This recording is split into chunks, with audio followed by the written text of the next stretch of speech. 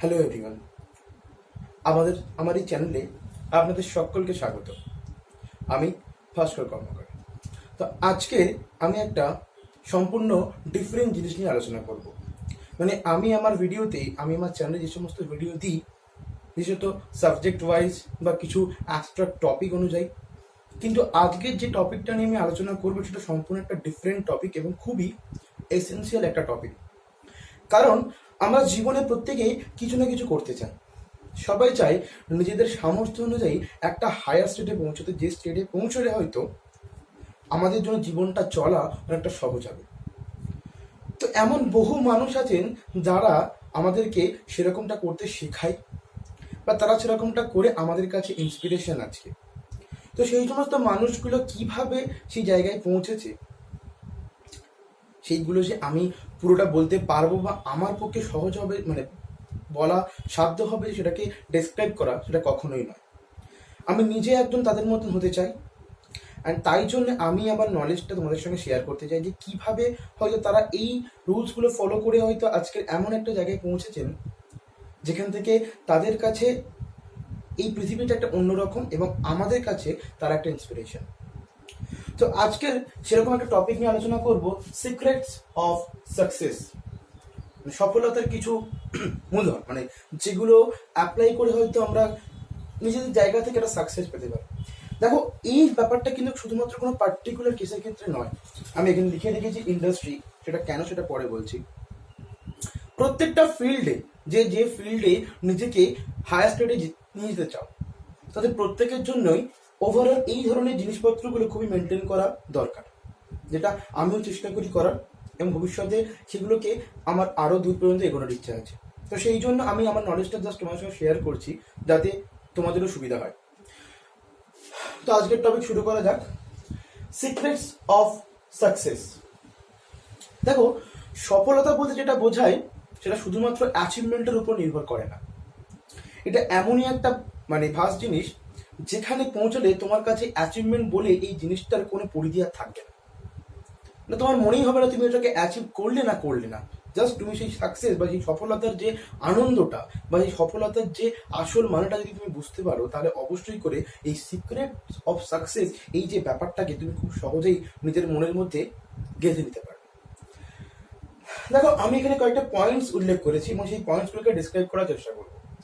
First পয়েন্টে দেখো বলেছি আমি, দে স্টার্টেড স্মল। আমি এখানে কি বললাম যে কিছু মানুষকে ইন্সপিরেশন হিসেবে নিয়ে আমরা এগোবো। কারণ আমাদের প্রত্যেকের লাইফে যদি আগে আমাদের যেতে হয়, তাহলে অবশ্যই আমাদেরকে একটা ইন্সপিরেশন লাগে। সেই ইন্সপিরেশন আমরা কোনো বই থেকে পাই, কাউর দেখে পাই। তেমনভাবে কিছু মানুষজনকে আমি ফলো করি, তাদেরকেই আমি ইন্সপিরেশন ভেবে চলছি, ঠিক আছে। তার মধ্যে আমি যাকে সবচেয়ে বেশি ফলো করি তিনি হচ্ছেন স্যার রতন টাটা। তার যে কনসেপ্ট, তার যে চিন্তাভাবনা, মানুষের জন্য করার যে ইচ্ছা, সেগুলি আমাকে খুব বেশি করে প্রভাবিত করে। তো সেরকম ভাবে দেখো যে দে স্টার্টেড স্মল। যে কোনো জিনিস আমরা করি না কেন, সেটা যদি আমরা এক ঘায়ে অনেকটা করতে চেষ্টা করি, তাহলে কিন্তু সেটা সবসময় সফল হবে না বা সেটা সবসময় কিন্তু আমাকে ফল দেবে না। আমাকে ছোট ছোট করে প্রত্যেকটা জিনিস আমাদেরকে মেলাতে হবে। আমি যদি 10 সেন্টিমিটার যেতে চাই, আমাকে 1 সেন্টিমিটার থেকে শুরু করলে তবে আমার পিরিয়ডিসিটিটা খুব ভালো থাকে। যদি আমি একেবারে 10 সেন্টিমিটার পা দিতে চাই, তাহলে কিন্তু আমি কখনোই সেটা করতে পারবো না, বরঞ্চ আমার ক্ষতি হওয়ার সম্ভাবনা থাকবে। তাই জন্য সিক্রেটস অফ সাকসেসে এই পয়েন্টে সবার আগে যে স্টার্টেড স্মল, তারা কি করেছিল না, আস্তে আস্তে শুরু করেছিল। কারা? যারা হচ্ছে আজকের সেই জায়গায় পৌঁছেছে। কোন জায়গায়? Success, the real success. Second, they concentrated. অবশ্যই কোনো জিনিসকে যদি তুমি শুরু করো, সেই শুরু করাটাকে শেষ করা অবধি নিয়ে যাওয়ার জন্য সবচেয়ে আগে দরকার তোমার কনসেন্ট্রেশন, সেই জিনিসটার প্রতি ভালোবাসা, সেই জিনিসটার প্রতি একটা আবেগ, অনুভূতি, একটা সেটাকে পূরণ করার ইচ্ছা, যেটা উইদাউট কনসেন্ট্রেশন কখনোই আসবে না। তুমি শুরু করলে যদি মাঝখানে ছেড়ে চলে যাও, তাহলে শুধুমাত্র তুমি সেই জিনিসটার ফল ভোগ করবে না, আর অনেকেই করতে পারে। শুরু করলে মনের সাহস নিয়ে সেটাকে শেষ করতে হবে, আর তার জন্য তোমার কনসেন্ট্রেশন থাকার খুবই দরকার। তোমাকে সবসময় সেই জিনিসটার প্রতি কনসেন্ট্রেটেড করতে হবে। তুমি যেন তাকে কনসেন্ট্রেট করো, তাহলে সেই জিনিসটা তোমার থেকে দূরে চলে যাবে বা তুমি গুলিয়ে ফেলবে। Okay, third topic is caring workers. তোমার ফিল্ডে যে সমস্ত মানুষগুলোকে তুমি যুক্ত করেছো বা যে সমস্ত মানুষগুলো তোমার আওতায় আছে, তুমি তাদেরকে যদি কেয়ার না নাও, তাহলে তোমার সেই বিল্ড আপের পিছনে যারা দিন রাত পরিশ্রম করে চলেছে তাদেরকে যদি তুমি সাহায্য না করো বা তাদেরকে তুমি যত্ন না নাও, তাহলে কিন্তু তোমার যে ইমারত খুব সহজে ভেঙে পড়ে যাবে। একটা জায়গায় একটা জিনিস তৈরি হচ্ছে, তার পিছনে কখনোই কিন্তু যিনি সেই জিনিসটাকে প্রজেক্টটাকে হায়ার করেছেন তার অবদান থাকে। যেমন যে হাজার হাজার ওয়ার্কার্স কাজ করে, তাদের যে অবদানটা অত্যন্ত গুরুত্বপূর্ণ অবদান, কিন্তু তারা ছাড়া কখনোই সেই জিনিসটাকে বিল্ড আপ করা সম্ভব নয়। যে কোনো ধরনের প্রজেক্ট, তুমি চাকরি করো, তুমি বিজনেস করো, তুমি ইন্ডাস্ট্রি জন্য কিছু বানাও, কিছু ম্যানুফ্যাকচার করো, অটোমোবাইলস, যেখানে কোনো গাড়ি প্রডিউস করো, বাইক, যা কিছু কেন, সমস্ত অবদানটা কিন্তু ওয়ার্কার্সদের। তো সেই সমস্ত মানুষগুলো যারা দিন রাত পরিশ্রম করে তোমার কাছে একটা সুন্দর ক্যাপিটালিজম তোমাকে দিচ্ছে, তোমারও উচিত তাদেরকে যত্ন নেওয়া। যেরকম স্যার রতন টাটা করে, তার আন্ডারে প্রায় 4.5 লাখ এমপ্লয়ি কাজ করে, এবং প্রত্যেকে তিনি খুবই যত্ন সহকারে কেয়ার নেয়। ফোর্থ কি? এফিসিয়েন্সি। দেখো, এফিসিয়েন্সি মানে কি? কর্মদক্ষতা। মানে তুমি তোমার মধ্যে কি নলেজ আছে আর তুমি সেই নলেজটা কিভাবে ইউজ করছো, তার যে রেশিওটাকে আমি এফিসিয়েন্সি বলছি। একদম সায়েন্সের টার্মে এফিসিয়েন্সি বলতে কি বোঝায়, বোঝা যাবে। বাট জীবনের এফিসিয়েন্সি বলতে যেটা বোঝায় সেটা হচ্ছে তোমার মধ্যে যেটা আছে সেটা তুমি কতটা এক্সপ্রেস করতে পারছো, কতটা মানুষের কাজে লাগাতে পারছো, সেটাকে এফিসিয়েন্সি বলা উচিত। আর এফিসিয়েন্সি যদি ঠিকঠাক না থাকে, তাহলে ওপরে এই টার্মগুলো কখনোই আর কাজ করবে না। তোমাকে সবসময় কর্মদক্ষতাতে থাকতে হবে, কর্মদক্ষ হয়ে উঠতে হবে, যাতে তোমাকে দেখে কেউ ইন্সপিরেশন পায়। অবশ্যই। ফিফথ, দ্য হ্যাড আ গোল। দেখো, গোল সবারই থাকে। খেলার মাঠে প্রত্যেকেই ওই একটা বলকে গোলের ভেতরে ঢোকানোর জন্য চেষ্টা করে। তার জন্য কত ছেলে ছুটে চলে, কত প্লেয়ার্স ছুটে চলে একটা বলকে গোলে ঢোকানোর জন্য। তাহলে এতজন মানুষের একটাই এম ওই গোলটাকে গোল পোস্টে ঢোকানো।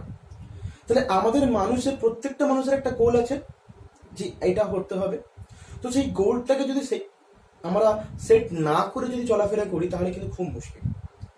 দেখো, প্রত্যেকটা টার্ম কিন্তু একটা অন্যের সঙ্গে ইন্টার কানেক্টেড। যদি গোল থাকে তবেই তার উপর এফিসিয়েন্সি আমি অ্যাপ্লাই করব। যদি আমি সেটাতে এফিসিয়েন্ট হই, তারপর আমি এই কাজগুলো খুব সহজে অপারেট করতে পারবো, নতুবা নয়।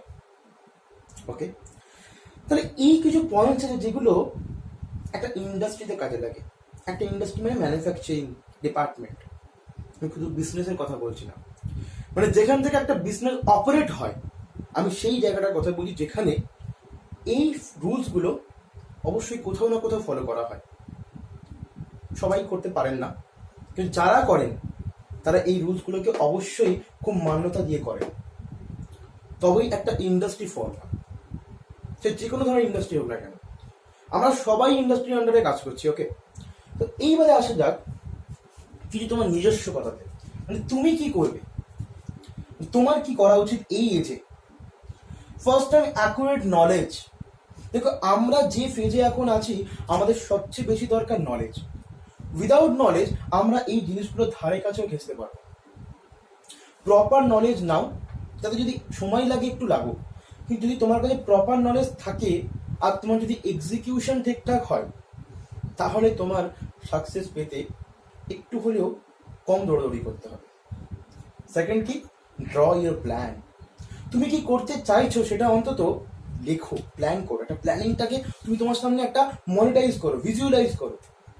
তা না করে শুধুমাত্র মনের গভীরে তুমি সেটাকে চিন্তা করলে কখনোই সেটা ফুটে উঠবে না। তাকে একটা রূপ দাও, তাকে সেই প্ল্যানিংটাকে তোমার সামনে নিজের চোখকে শো করাও, নিজের মাইন্ডকে বোঝাও এটা আমি চাইছি করতে, এটা করতে হবে। আর কোনো কথা নেই, জাস্ট এটাকে করতে হবে। তো তাই জন্য set your plan and draw it. Third হচ্ছে উইলিং, ইচ্ছা। তোমার মনে তীব্র ইচ্ছা যদি না থাকে, তাহলে তুমি কখনোই যে কোনো কাজকে সফল করতে পারবে না। সেটা পড়াশোনা হোক, চাকরি হোক, খেলাধুলা হোক, যা কিছু হোক না কেন, যদি তার প্রতি তোমার সেই তীব্র ইচ্ছাটা না থাকে, তাহলে একটা টাইম গিয়ে হয়তো সেটা বন্ধ হয়ে যাবে। আর যদি তোমার ইচ্ছাটা প্রবল এবং সেই ধরনের হয় যে ইচ্ছাটার জন্য সমাজের কিছু উন্নতি হবে, অবশ্যই সেই উইলিংটা তোমাকে হেল্প করবেই এই জিনিসগুলোকে অ্যাচিভ করতে, তারপরে এখানে আসতে। তারপরে কি সোর্স, তুমি যে প্ল্যানটা করলে সেই প্ল্যানের যে ইনগ্রেডিয়েন্টস সেগুলোই সোর্স। তা তোমাকে সেই সোর্সটাকে এমনভাবে সেটাকে ক্রিয়েট করতে হবে, এমনভাবে সেই সোর্সটাকে বানাতে হবে যেন সেই সোর্সটা তোমার কাছে সব সময়ের জন্য মজুদ থাকে। এমন নয় যে তুমি কিছু নিয়ে শুরু করলে তারপরে তোমার কাছে কিছু অপশন থাকলো না শুরু করার। তোমাকে করতে হবে অ্যান্ড তোমাকে স্টোর করতে হবে সোর্সটাকে, বুঝতে পারলে? তারপরে কি কেয়ারফুল, কোনগুলো সম্বন্ধে? এই প্রত্যেকটা জিনিস সম্পর্কে কিন্তু তোমাকে কেয়ারফুল থাকতে হবে যে আমি কোন টাইমে কোনটা করছি, আমি আমার সঙ্গে কাকে যুক্ত করছি, তার সঙ্গে আমার ভাবটা কেমন হবে, প্রত্যেকটা জিনিস তোমাদের ভাবা উচিত। ওকে, তারপরে revisit your goal and stay motivated. এই দুটো পয়েন্টকে যদি আমি একটু ডেসক্রাইব করি হালকা করে, একটা জিনিস ভালো করে দেখতে পারবে যে স্টে মোটিভেটেড এর জন্য থাকার জন্য তোমাকে আগে নিজের মধ্যে একটা ইন্সপিরেশন আনতে হবে। উইদাউট ইন্সপিরেশন কোনো মোটিভেশনই কাজ করবে না। ইন্সপিরেশন যদি না পাও, ইন্সপিরেশন যদি না হও, ইন্সপায়ার্ড যদি না হও, তাহলে কি হবে না, মোটিভেশন থাকবে কিন্তু সেই মোটিভেশনের পরে যেটা করতে হবে সেটা আমরা করতে পারবো না। আমাদেরকে এগিয়ে যাওয়ার জন্য আমাদের সামনে কিছু একটা সবসময় রাখা উচিত, যে যখনই সেটাকে আমরা অ্যাচিভ করবো, যদি তার আগে কিছু না থাকে তাহলে সেখানে আমরা স্টপ করে যাবো। কিন্তু বোঝা গেল কি বললাম? রিভিজিট ইয়োর গোল, তুমি যেটাকে সেট আপ করেছো, যেটাকে একদিন ভাবলে ভেবে ছেড়ে দিলে। একটা ইন্টারেস্টিং ফ্যাক্ট বলে রাখি, তুমি যেটা ভাবো যদি সেখানে যদি সেটাকে 5 বা 10 সেকেন্ডের মধ্যে না সেটাকে খাতায় লেখো, সেই চিন্তা ভাবনাটা আস্তে আস্তে তোমার মাথা থেকে চলে যায়। এটা সায়েন্টিফিক্যালি প্রুভ। তুমি যেটা ভাবছো সেটাকে বারবার যদি প্রতিদিন চিন্তা না করো, তাহলে সেই চিন্তার যে ফ্রিকোয়েন্সি থাকে সেটা তোমাকে সবসময় হেল্প করবে সেই দিকে এগিয়ে যেতে। তোমাদের চিন্তা ভাবনা একটা ফ্রিকোয়েন্সি হয় অবশ্যই, সেই ফ্রিকোয়েন্সিটা তোমাদেরকেই হেল্প করে কিভাবে তোমরা সেই জিনিসটার দিকে এগিয়ে যাবে। অ্যান্ড স্টে মোটিভেটেড মানে তো আমরা জানি সবাই যে সবসময় পজিটিভ নেওয়া, কিন্তু নেগেটিভ জিনিসটাকে কিন্তু বাদ দিলে চলবে না, সেটাকেও কিন্তু নিজের কাছে রাখতে হবে এবং তার থেকে শিক্ষা নিতে হবে, নলেজ গ্যাদার করতে হবে। আর নলেজ যদি গ্যাদার হয় তবেই কিন্তু আমি এই জায়গাগুলো থেকে এই জায়গাতে আস্তে আস্তে পৌঁছতে শুরু করব। দেখো, পুরো অল ওভার ইন্ডিয়াতে না জানি কত ইন্ডাস্ট্রি বন্ধ হচ্ছে, কত ইন্ডাস্ট্রি খুলছে। ইন্ডাস্ট্রি যেখানে ম্যানুফ্যাকচার হয় কি অনেক কিছু, কার্স, বাইকস, আমাদের বাড়ির ছোট ছোট অ্যাপ্লায়েন্সেস, আর সেগুলো নিয়ে বিজনেস হয়, মানে কেনা বেচা আর কি। তো ইন্ডাস্ট্রি ব্যাপারটা কি আর বিজনেস কি সেটা একদিন পরের ভিডিওতে বলবো আমি, যে ইন্ডাস্ট্রি আর বিজনেসের মধ্যে ডিফারেন্সটা কোথায়। ঠিক আছে? সো একটা ইন্ডাস্ট্রি বা একটা বড় পরিকাঠামো বিল্ড আপ করার জন্য যে জিনিসগুলো তারা করেছে, আর এইখানে পৌঁছানোর জন্য আমাদেরকে এইগুলো করতে হবে, সেটা একটু বোঝা গেল। বা আমি নিজেও এইগুলো করার চেষ্টা করি যাতে করে আমি অন্তত এই জায়গাগুলোতে পৌঁছানো পারি।